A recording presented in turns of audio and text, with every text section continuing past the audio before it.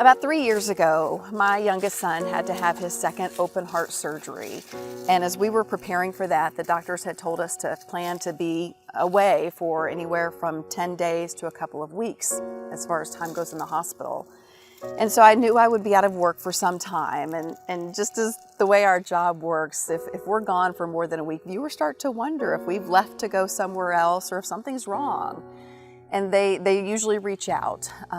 So I thought I'd curtail that a little bit and just let people know what was going on and that I didn't know how long I would be away. So I made a video and put it on Facebook.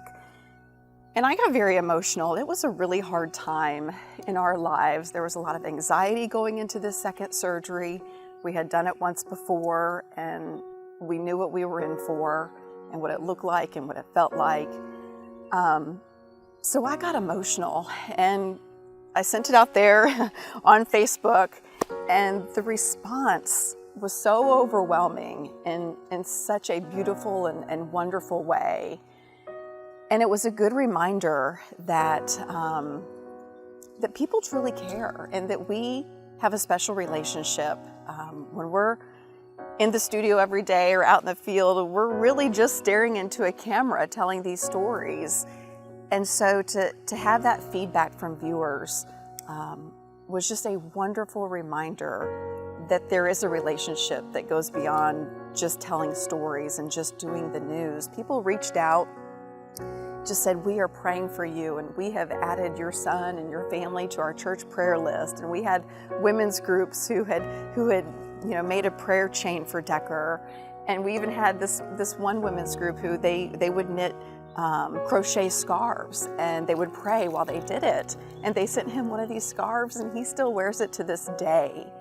So even when we're telling stories and we ask people to be vulnerable with us, this was an opportunity where I was extremely vulnerable, and the viewers just met us in that vulnerability. And it'll be something that I never forget and that I will always appreciate from the bottom of my heart, because our viewers sustained our family through such a difficult time. People sharing their own stories of their own children who have had heart surgeries and said, look at my son now, and look how well he's doing, or look at my daughter. And even just last week, a woman sent me a message on Facebook and said, my daughter-in-law is 31 years old and she's had 10 surgeries and she's the most amazing person I know. And I want you to know there is hope. Look at her.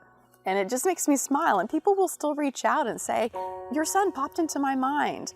I was just wondering how he's doing.